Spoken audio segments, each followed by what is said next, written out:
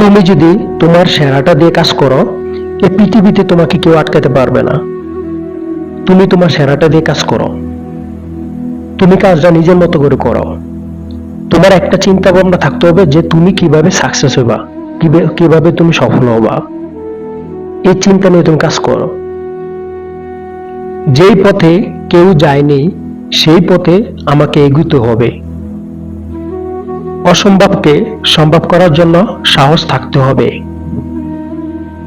এবং সমস্যাকে জয় করে সফল হতে হবে। যে কোনো মানুষ প্রথম জয়ের পরে কখনো বিশ্রাম নেওয়া উচিত নয়। তাহলে দ্বিতীয়বার যদি আমরা ব্যর্থ হই, তখন সবাই বলবে প্রথমবার তুমি ভাগ্যের জোরে পেরেছ, এখন কেন পারো না। সফলতার গল্পে কেবলমাত্র একটা বাক্য থাকে, কিন্তু ব্যর্থতার গল্পে সফল হওয়ার উপায় থাকে। ব্যর্থতা কখনো আমায় টপকে যেতে পারে না।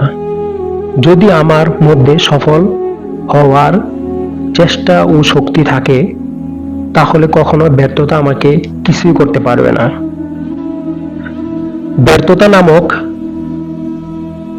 রোগ হলো সবচেয়ে ভালো ওষুধ, হলো আত্মবিশ্বাস আর কঠোর পরিশ্রম। এটা তোমার ভিতরে থাকলে একজন সফল মানুষ করে তুলতে পারে। কোনো সমস্যা আছে এই পৃথিবীতে যে এমনিতেই সমাধান হয়ে যায়। আপনি যদি একটু ধৈর্য ধরেন বা এটা নিয়ে কিছু গবেষণা করা যায়, তাহলে সমস্যার সমাধান হয়ে যায়।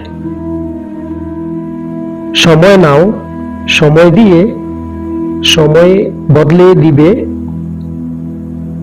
সব সময় আবার ঠিক করে দিবে। সমস্যার মুখোমুখি হতে হবে। সমস্যা থেকে পালিয়ে বেড়ালে কোনো দিনও সমস্যার সমাধান হবে না। সমস্যার জন্য কোনো রাস্তাও খুঁজে পাবা না। তাই যত সমস্যা আসুক না কেন, তুমি সমস্যা মোকাবেলা করো। সমস্যাকে কখনো তোমার উপর চড়তে দিও না। হতাশ না হয়ে তুমি দেখো স্বপ্নর পূরণের কতটা কাছে তুমি এলে।